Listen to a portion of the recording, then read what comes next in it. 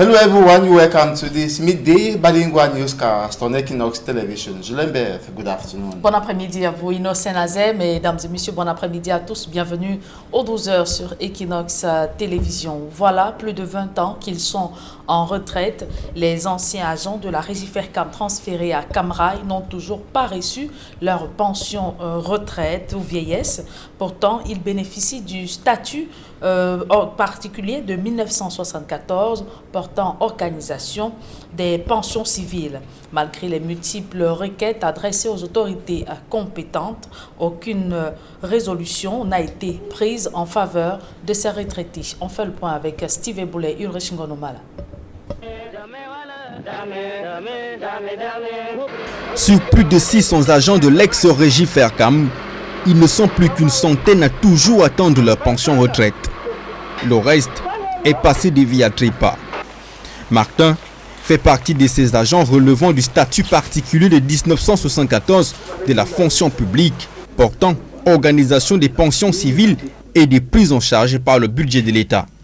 Mais depuis 22 ans à la retraite, ils n'ont perçu aucun franc malgré les multiples réclamations. Nous avons démarré ce processus depuis l'an 2000.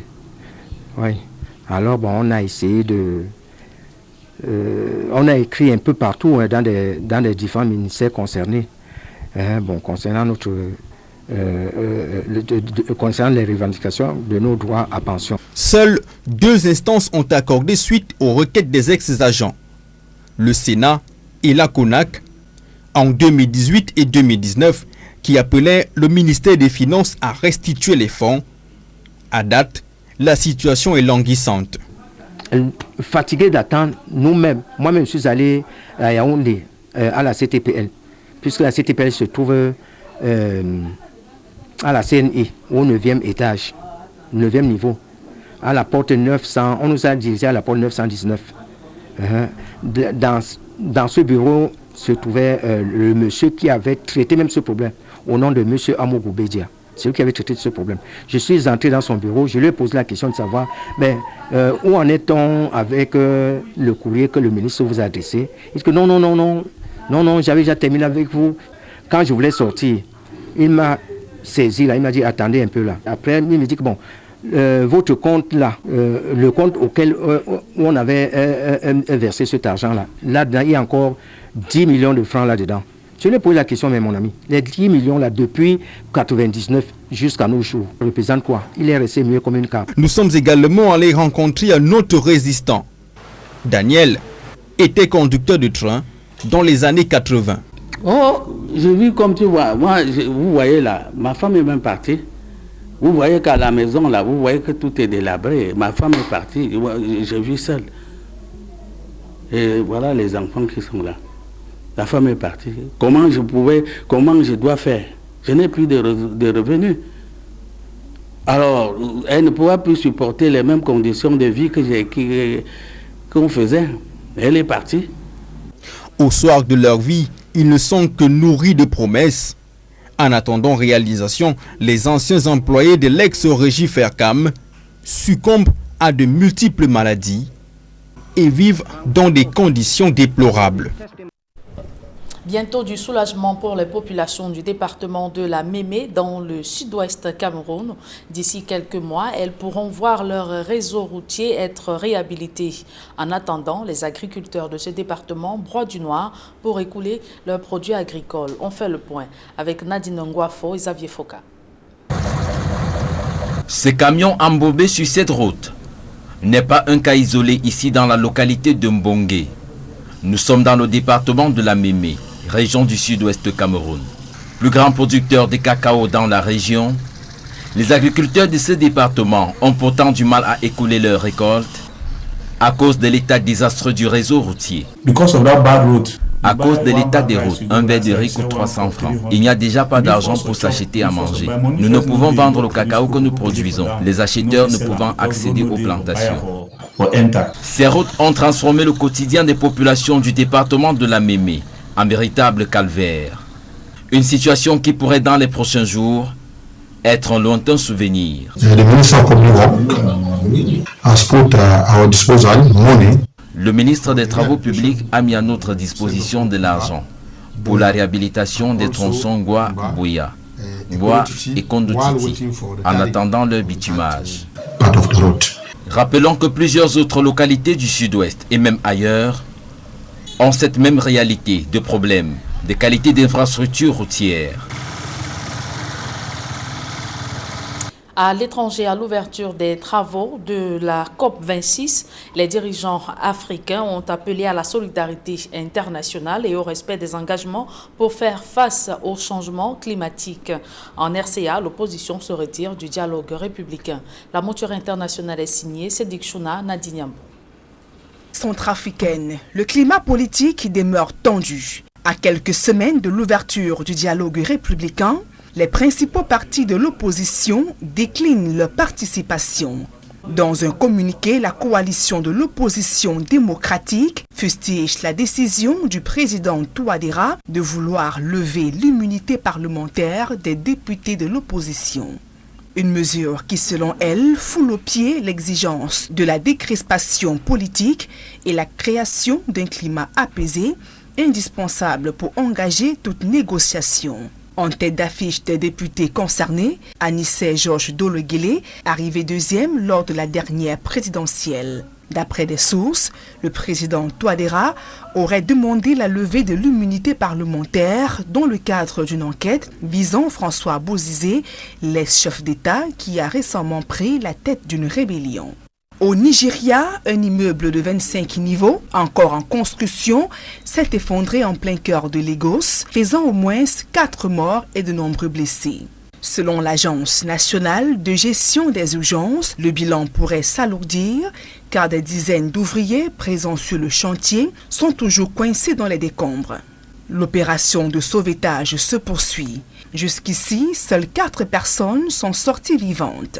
Une enquête est ouverte pour déterminer les causes de cette catastrophe. Les effondrements des immeubles sont récurrents au Nigeria. Le non-respect de la législation en matière de construction et la mauvaise qualité du matériel sont pointés du doigt. C'est un tableau sombre que vient de dresser le président kényan sur l'impact du changement climatique en Afrique. S'exprimant à l'ouverture du sommet des leaders de la COP26 en Écosse, Uhuru Kenyatta a déploré le coût élevé des pertes économiques et dommages subis par les pays africains, évalués à 550 milliards de dollars.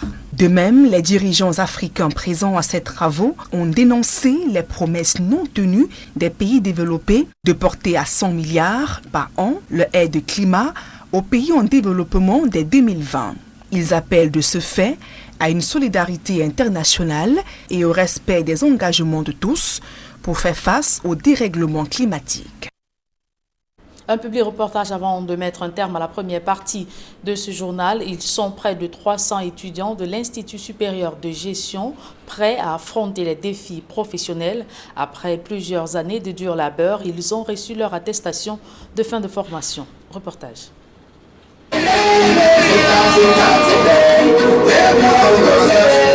L'Institut supérieur de gestion célèbre ses lauréats au terme de l'année académique 2020-2021. Une ambiance meublée par la remise des parchemins. Diane est major national en BTS dans la filière comptabilité et gestion des entreprises. Aujourd'hui est un jour inoubliable pour moi car je me sens vraiment fière du travail que j'ai fait au cours de ces 2 années de formation à l'Institut supérieur de gestion. Les 2 années de formation passées à ISG n'ont pas été faciles, mais j'ai travaillé à fond pour pouvoir être où je suis aujourd'hui et fière de l'être. Je remercie monsieur le promoteur de l'Institut supérieur de gestion. Je remercie les enseignants et parents qui nous ont soutenus au cours de ces 2 années. Really, IAG is cool to be. I'm so happy, I'm so grateful. It wasn't really easy from the beginning, but thanks to God's grace and the teachers, they were really encouraging.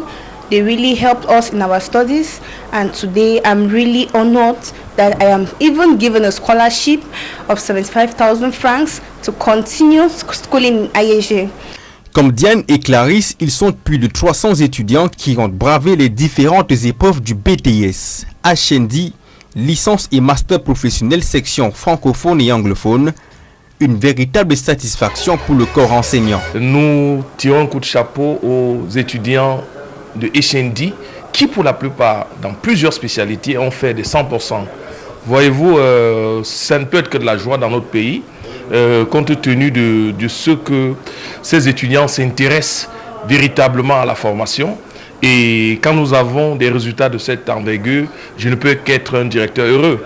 Et croyez-moi, nous avons eu dans la même section HND 4 majors nationaux dans plusieurs spécialités. We are very delighted to see them celebrating at the end because success is what we need here in ESG. That is why we call it a synergy of competency, because it incorporates all the various stakeholders, including the students, the lecturers, the administration, the parents, the guidance, and so on. So we are very much satisfied. En guise d'encouragement, tous les lauréats de cette promotion ont également reçu des bourses d'études allant de 30 000 à 100 000 francs CFA. Ça, c'est une particularité. Ça encourage déjà les étudiants à mieux travailler.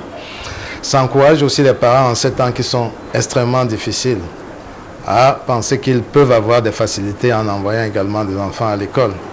Donc voilà des particularités. Bon, d'autres particularités également, c'est la proximité entre étudiants, encadreurs et administration.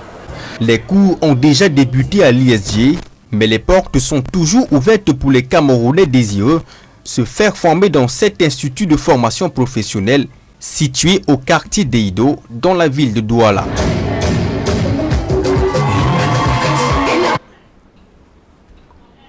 C'est avec ce public reportage que nous mettons un terme à la première partie de ce journal. La seconde est en langue anglaise avec vous, Innocent Nazé.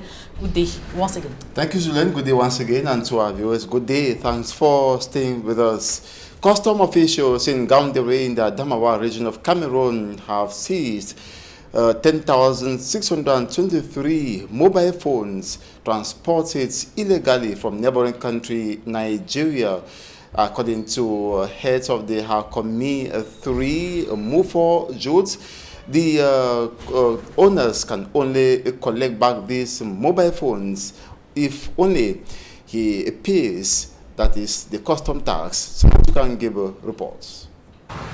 It was at the custom sector office in Gaoundéré that custom officials displayed the 10,623 mobile phones that were seized from smugglers. At the entrance from Gaoundéré, we had to intercept the lorry transporting these goods.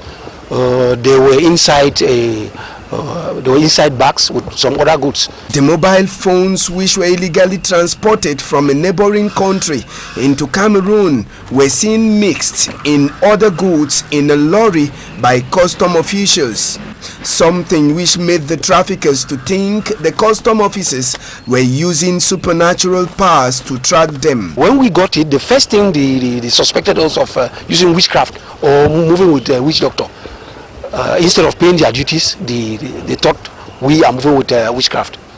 The problem here is an importer who has passed through Yaoundé-Simalène or Douala International Airport has already paid his duties. Now, these people are coming from the north. They have not paid. Are you sure they are going to sell the same price? So the role of customs is not only to collect duties, but to put sellers or to regulate the market. The seized items could be either auctioned by custom officials in a case where the owner doesn't come to pay and take them. The head of Alcomi 3 sends this message to the public. They should learn to clear their goods, the entrance of the country. As soon as they cross the frontiers, declare their goods, make customs declarations. Instead of taking us as wizards or witch doctors, if you declare your goods and clear them, I don't think the witch doctor that you take me for is going to catch you. Custom officers have vowed to continue the battle against those who continue to transport goods illegally into the Grand North. The chief of Botaland village in Limbe, Fakor division of the southwest region of Cameroon, is calling on the population to be careful of dubious individuals who go about selling land of the Botaland layouts. He says any transaction to be done at this layout will be conducted by his council. Details with Charles Ekome. A Botaland layout located in Limbe, Fako division of the Restif Southwest region, has been disputed over for so many years now by locals of the Botaland village. Botaland layout will be seated by us from the Cameroon government and the Cameroon Development Corporation, known as CDC. There has been a Botaland saga going on for a long while now, maybe close to 7-8 years. So we are here as youth of Botaland to say that there is an ongoing misunderstanding between the villagers. This land saga, which has worsened over the years, has now prompted the traditional council of the area to take action. Jemolungu Joseph, the chairman of the Botaland Traditional Council, is calling on the population through orders from the chief of Botaland to avoid scams from people interested in buying a piece of land from the layout. I just want to inform the public that whosoever who is interested in buying or selling in our Botaland layout should pass through the official manner by seeing the chief of the village. All that said, the opaque city of Limbe has recorded a number of land-related problems within a short period of time. Hopefully, the competent administrative and traditional authorities will find probable solutions to these problems in the nearest future. At least 5 persons have died of cholera in the southwest region. 25 new cases detected in the central region, and residents of Douala expressed fear of a possible cholera upsurge, and they are calling on sanitation officials to put in place measures to prevent any case in the Littoral region. Details with Immaculate Fogwe. 2 regions in Cameroon are currently being hit by the new wave of cholera contaminations. The southwest region, which is hardest hit by the epidemic, has registered a total of 26 confirmed cases. 23 of the confirmed cases were detected in Ekondo Titi, while 3 others were registered in Bakassi. The region has recorded 5 deaths related to the outbreak. The central region is not left out, as a case has also been confirmed. Majority of the patients who were diagnosed are currently receiving medical care. Some residents of the city of Douala expressed fear given the fact that the city was engulfed by heaps of garbage after sanitation workers recently downed their tools. City dwellers are urging authorities to boost sanitation measures across the national territory in order to contain further contamination. Public health officials on their part are calling on Cameroonians to regularly wash their hands before and after every meal, and equally drink clean water.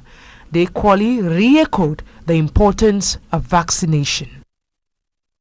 Challenges faced by internally displaced persons of the Anglophone crisis and the refugees in Cameroon have raised the United Nations Women in a way to empower the vulnerable women and girls from the conflict-hit regions with education. The United Nations Women have organized a meeting in Douala with local policy makers to facilitate the acquisition of birth certificates and other vital documents needed by the internally displaced persons and refugees. Malak Glory has been following that meeting. She compiles this report.